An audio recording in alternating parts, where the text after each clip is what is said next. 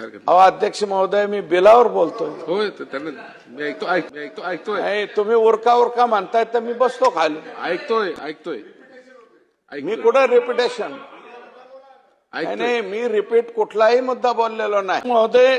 नाही, आता तुमच्याकडे कोणी राहिलेच नाही, त्याच्यामुळे आमच्यावरच निम्मी अर्धी पाळी येते. विधेयक क्रमांक 37 माननीय म्हणजे महाराष्ट्र रोजगार अधिनियम 77 यात आणखी सुधारणा करण्यासाठी हे विधेयक या ठिकाणी मांडले. अध्यक्ष महोदय, ही जी योजना आहे वी.स. पागे साहेबांनी महाराष्ट्राला त्या ठिकाणी दिली 77 साली. त्याच्यावरती अध्यक्ष महोदय अभ्यास होऊन 2005 ला केंद्र सरकारने तत्कालीन मनरेगा अंतर्गत याला केंद्रामध्ये मंजुरी दिली. आणि आता अध्यक्ष महोदय देशाचे प्रधानमंत्री या खात्याचे आदरणीय चव्हाण साहेब मंत्री महोदय 2025 मध्ये हा कायदा मनरेगा बदलून आता VBG रामजी या योजनेअंतर्गत विकसित भारत जी रामजी या नावाने झाला. अध्यक्ष महोदय, याच्यामध्ये तरतूद सुद्धा खूप चांगली आहे. केंद्र सरकारने महाराष्ट्रासाठी केलेली तरतूद ही 4,400-450 कोटी रुपयापर्यंत त्या ठिकाणी आहे. आणि आतापर्यंत जे आहे ते 90-10, 80-20 या प्रमाणामध्ये आपण या योजनेचा वापर करत होतो. आता केंद्र सरकारने अध्यक्ष महोदय याच्यामध्ये बंधन घातलंय की अकुशल असेल आणि कुशल असेल त्यापैकी अकुशलचा जवळपास 60% भार हा केंद्र सरकारच उचलणार आहे आणि कुशल पार्ट मधला 40% पार्ट हा राज्य सरकारला या ठिकाणी उचलावा लागेल. अध्यक्ष महोदय, ग्रामीण भागातल्या शेतकऱ्यांचा विचार जर केला किंवा ग्रामीण भाग जर विचार केला तर फक्त आणि फक्त एवढी योजना ही शेतकऱ्यांच्या बाबतीमध्ये ग्रामीण भागाच्या बाबतीमध्ये सर्वात अतिशय सर्वांग सुंदर आहे. अध्यक्ष महोदय, मी राज्य सरकारचं आणि माननीय मंत्री महोदयांचं या ठिकाणी आभार मानणार आहे की केंद्र सरकारच्या कायद्याशी सुसंगत असा कायदा करणं हे आपल्याला बंधनकारक असल्यामुळं या ठिकाणी हे बिल आलेलं आहे. अतिशय चांगलं बिल आहे अध्यक्ष महोदय. परंतु याच्यामध्ये काही ज्या ठिकाणी अंमलबजावणी होती त्या ठिकाणी अंमलबजावणी करत असताना कार्यक्रम अधिकारी आणि बीडीओच्या स्तरावरती जे अधिकार आहेत ते बीडीओच्या स्तरावरतीच राहिले पाहिजेत. अध्यक्ष महोदय, ग्राम रोजगार सेवक आणि बीडीओ एकसारखाच जर बीडीओला एकूण 32+6 38-39 टॅब वापरायची परवानगी असेल तर तेवढेच टॅब जर ग्राम रोजगार सेवकाला त्या ठिकाणी वापरायची परवानगी दिली तर कधी कधी अध्यक्ष महोदय कुशल कामाचे FTO सुद्धा परस्पर करण्याचा याच्यामध्ये प्रकार घडतोय. माननीय मंत्री महोदयांना माझी विनंती आहे की पारदर्शक हा शब्द आपण वापरला कारण आता ऑनलाईन असल्यामुळे याच्यामध्ये पारदर्शकताच मोठ्या प्रमाणावरती आलेली आहे. परंतु तालुका स्तरावरच्या अधिकाऱ्याचे गटविकास अधिकारी हा क्लास 1 चा अधिकारी आहे अध्यक्ष महोदय. आणि क्लास 1 अधिकाऱ्याला जे अधिकार आहेत तेच अधिकार जर तुम्ही ग्राम रोजगार सेवकापर्यंत देत राहिला तर याच्यामध्ये तोटा होण्याची शक्यता आहे, गैरव्यवहार होण्याची शक्यता आहे. म्हणून याच्या बाबतीमध्ये स्वतंत्रपणे GR असणं आवश्यक आहे. आणि मला अशी माहिती कळली की माननीय मंत्री महोदयांनी तशा प्रकारचे बदल केलेत अध्यक्ष महोदय. ते करणं गरजेचं आहे.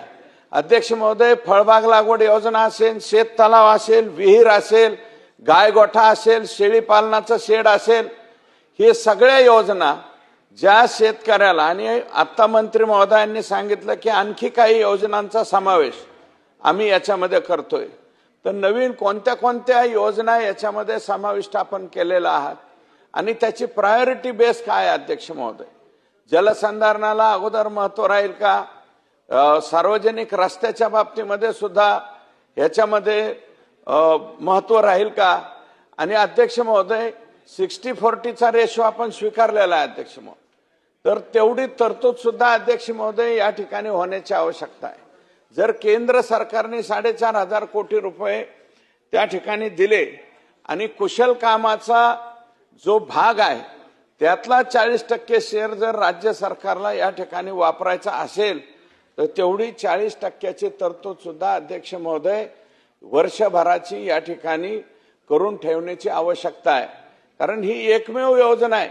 ग्रामीण भागातला पानंद रस्ता, आता आपण अध्यक्ष महोदय मुख्यमंत्री पानंद रस्ता एक नवीन योजना आणली, त्याच्यामध्ये जवळपास 7.5 कोटी रुपये एका मतदारसंघामध्ये त्या ठिकाणी, काही ठिकाणी 7.5 कोटी, काही ठिकाणी 5 कोटी अशा प्रकारची वापराला परवानगी दिलेली. पण तरी सुद्धा अध्यक्ष महोदय मनरेगा मधला जे मातोश्री पानंद रस्ता योजना होती ती मातोश्री पानंद रस्ता योजना सुद्धा यापुढे चालू राहण्याची आवश्यकता आहे अध्यक्ष महोदय. आणि अध्यक्ष महोदय याच्यामध्ये आता VBG रामजी मध्ये एकूण 20 कामाच्या संख्येला त्या ठिकाणी बंधन घातलेले आहे अध्यक्ष महोदय. म्हणजे 1 वर्षभरामध्ये संबंधित ग्रामपंचायतीने आराखडा करायचा अध्यक्ष महोदय, आणि तो आराखडा तयार करून BDOंकडे द्यायचा आहे आणि त्याला मान्यता मिळाल्याच्या नंतर आणखी एक सवलत दिली अध्यक्ष महोदय. याच्यामध्ये 1 वर्षामध्ये 3 वेळा आराखडा बदलाला परवानगी दिलेली. फक्त एकच विनंती आहे मंत्री महोदयाला अध्यक्ष महोदय की आराखडा ग्रामपंचायतीने जरी दाखल केला आणि त्यात बदल 3 वेळा करण्याचे अधिकार याच्यामध्ये दिलेले आहेत. आपण पूर्वी मनरेगा योजनेमध्ये 2 ऑक्टोबरला याच्या ग्रामसभा लावायचो आणि ग्रामसभा लावल्याच्या नंतर त्या आराखड्याला तत्सम ज्यांचे पॉवर्स आहेत अध्यक्ष महोदय, BDO, तहसीलदार, CO, deputy CO, village panchayat आणि जिल्ह्याचे जिल्हाधिकारी हेच याच्यामध्ये प्रमुख त्या ठिकाणी आहेत. आणि नागपूरला अध्यक्ष महोदय मनरेगाचे म्हणजे या योजनेचे कमिशनर जे आहेत ते नागपूरला बसतात. अध्यक्ष महोदय या ठिकाणी माझी विनंती राहील की 20 कामाचं बंधन घातलेलं असल्यामुळं 20 कामं ज्यावेळेस पूर्ण होतील ते पूर्ण झाल्याबरोबर त्याच्या पुढचे 20 कामं आणि त्याचं संपूर्ण अनुदान भेटल्याशिवाय जर ती कामं पूर्ण होणार नसतील म्हणजे राज्य सरकारचा हिस्सा जर वेळेमध्ये त्या ठिकाणी गेला नाही तर अध्यक्ष महोदय ही सगळी पूर्वीची 20च्या 20 कामं अपूर्ण दिसण्याची जास्त शक्यता आहे. आणि ते जर अपूर्ण दिसले तर नवीन FTO जनरेट होणार नाही, FTO ऍक्सेप्टच होणार नाही. आणि जर तो FTO ऍक्सेप्ट झाला नाही तर पहिली 20 कामं त्या ग्रामपंचायतीची जर पूर्ण झाली नाही तर नवीन 20 कामं घ्यायला त्या ठिकाणी अनंत अडचणी येणार आहेत. म्हणून अध्यक्ष महोदय माझी विनंती आहे की 20 कामं सुरुवातीला जी ग्रामपंचायत ज्या BDOंकडे त्या ठिकाणी दाखल करेल त्याची प्रशासकीय मान्यता, TS आणि वर्क ऑर्डर झाल्याच्या नंतर ती 20 कामं मग विहिरीचे असो, शेततलावाचे असो, गायगोठ्याचे असो, त्या संबंधित शेतकऱ्यांनी जर फळबाग योजना त्या ठिकाणी राबवली किंवा तुती लागवड केली तर वेगवेगळ्या या सगळ्या कामांसाठी अध्यक्ष महोदय त्या ठिकाणी पैसा आहे. तर माझी विनंती एवढीच आहे अध्यक्ष महोदय, कारण माननीय मंत्री महोदय हे रोहयो खात्याचे मंत्री आहेत अध्यक्ष महोदय, आणि अंमलबजावणी जी आहे ते मॅक्सिमम ग्राम विकास विभागाकडे आणि काही ठिकाणी तहसील कार्यालयाकडे सुद्धा या ठिकाणी यंत्रणेचा भाग देण्यात आलेला आहे. तर अध्यक्ष महोदय हे जे 20 कामाची कॅप आपण या कायद्यामध्ये घातलेली आहे तर ही 20 कामाची कॅप यंत्रणेकडे राहील का नाही राहणार, आणि ग्रामविकास विभागाकडे म्हणजे BDOकडे राहिली तर BDO आणि यंत्रणा या दोन्ही ठिकाणी फक्त 20च कामं करण्याचं त्या ठिकाणी जर मान्य केलं तर अध्यक्ष महोदय याच्यामध्ये अडचणी येतील. काय हरकत अहो अध्यक्ष महोदय, मी बिलावर बोलतोय. नाही. होय तर त्यांना मी ऐकतोय नाही, तुम्ही उरका उरका म्हणताय तर मी बसतो खाली. ऐकतोय मी कुठं रिपिटेशन नाही, मी रिपीट कुठलाही मुद्दा बोललेलो नाही. मी एकच मुद्दा या ठिकाणी बोलतोय. अध्यक्ष महोदय, नाही आता तुमच्याकडे कोणी राहिलेच नाही, त्याच्यामुळे आमच्यावरच मी अर्धी पाळी येते. अध्यक्ष महोदय, या ठिकाणी 20 कामाची कॅप आणि ते किती दिवसामध्ये देयक जे राहिलेलं आहे ते सरकार देणार आहे आणि ते झाल्याबरोबर नेक्स्ट 20 कामाला त्या ठिकाणी मान्यता मिळणार आहे का याचं एक उत्तर द्यावं. आणि कैलास पाटील साहेब म्हणाले, अध्यक्ष महोदय, मंत्री महोदय बी म्हणाले, परंतु आपल्या राज्य सरकारने, मंत्री महोदयांचं मी अभिनंदन करणार की 2014 साली 2012-13 मध्ये क वर्ग नगरपंचायत, नगरपालिका आणि नगरपंचायतीपर्यंत हा कायदा राज्य सरकारचा आहे. याला केंद्र सरकारच्या VBG रामजीशी जोडण्याची आवश्यकता नाही. महाराष्ट्र हे प्रगत राज्य आहे आणि तो जो GR होता तो आतापर्यंत त्या ठिकाणी चालू केला नव्हता. मी भरतसेठ गोगावले साहेबांचं या ठिकाणी मनापासून आभार मानणार आहे. अध्यक्ष महोदय, या वर्षी त्यांनी पहिल्यांदा या नगरपंचायत आणि नगरपालिका क वर्ग, अ आणि ब चा त्याच्यामध्ये समावेश होत नाही, क वर्ग नगरपंचायतीपर्यंत जे, कारण कोणत्याही ग्रामीण भागातली जी शहरं झालेली आहेत अध्यक्ष महोदय, 2 किलोमीटर रेडियस मध्ये फक्त शहर आहे आणि 10 किलोमीटर रेडियस पर्यंत शेतकऱ्यांची शेती आहे. तर त्याच्यामध्ये एक अट आहे अध्यक्ष महोदय की 25% रक्कम नगरपंचायत किंवा नगरपालिका यांनी स्वहिश्यामधून भरायची आणि 75% पर्यंतचा भाग हा राज्य सरकार त्या ठिकाणी देणार आहे. आता सद्यस्थितीला कमी तरतूद गोगावले साहेबांनी केलेली आहे, परंतु अध्यक्ष महोदय, आता तर फक्त आराखड्याच येतील, परंतु येणाऱ्या नागपूरच्या अधिवेशनामध्ये नगर विकास विभागाच्या अंतर्गत येणाऱ्या शेतकऱ्यांसाठी जी तरतूद आहे ती कृपया तरतूद वाढवावी आणि तमाम महाराष्ट्रातल्या ज्या नगरपंचायती क वर्ग नगरपालिका आहेत त्याच्यामधला जो शेतकरी आहे त्याला विविध ज्या योजना ग्रामीण भागामध्ये मिळतात त्याच योजना शहरी भागामध्ये सुद्धा, शहरी म्हणजे ते म्हणायला शहरी आहेत अध्यक्ष महोदय, ऍक्च्युअल 2 किलोमीटर रेडियसच्या पलीकडे तो अजूनही शेतकरीच आहे आणि त्याच्यासाठी गोगावले साहेबांनी तरतूद ठेवली. याच्याबद्दल त्यांचं अभिनंदन.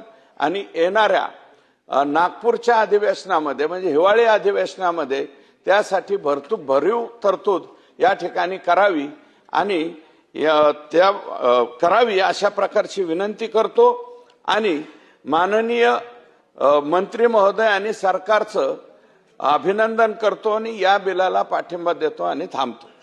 माननीय मंत्री महोदय, नको जाऊ देते एवढं लक्षात. अध्यक्ष महोदय, दत्त साहेबांनी मांडलेले मुद्दे अत्यंत योग्य आहेत. त्याच्या 4 दिवसापूर्वीच त्यांची आमची चर्चा झाली, कारण ते या खात्याचे मंत्री राहिलेले असल्यामुळे त्यांना फार गाढा अभ्यास आहे. त्यांची आमची चांगली सकट चर्चा झालेली आहे. त्यामध्ये त्यांनी सांगितल्याप्रमाणे पहिलं तर आपण या जुन्या देयकाचे देयक आता येत्या 1 महिन्यामध्ये आम्ही सगळे पूर्ण करतोय. काल आमची जी रामजीच्या संदर्भामध्ये जी मीटिंग झाली आपल्या कार्यशाळा दिल्लीला, मी स्वतः गेलो होतो. तिथं आमचे शिवराज सिंग चौहान आपल्या खात्याचे मंत्री, त्यांनी अत्यंत योग्य चांगलं मार्गदर्शन काल मिळालं आणि देशातल्या जवळजवळ 30 राज्याचे मंत्री तिथं होते आणि त्याच्यावरती त्यांनी ह्या नवीन ह्या योजनेला सगळ्यांनीच भरभरून पाठिंबा दिला. त्यामध्ये कुठेच काही अडचण नाही आहे. नवीन योजनेमध्ये बदल करून 20 वरील जी कामे आहेत, 20 कामांच्या वरती, तो पण आम्ही त्याच्यामध्ये समावेश ठेवतो. त्यांना आम्ही सांगितलं मग ह्याचा FT होत नाही, काय होत नाही, मग त्यांनी काय करावं नेमकं. एखाद्याचं काम 10% राहतं, 5% राहतं, 15% राहतं, मग ती पण पूर्ण करेपर्यंत पुढची कामं आम्हाला अडचणीची येतात.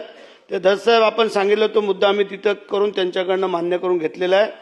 त्यानंतर नवीन याच्यामध्ये आम्हाला आणखीन 266 मध्ये अजून त्यांनी 318 कामं दिलेली आहेत.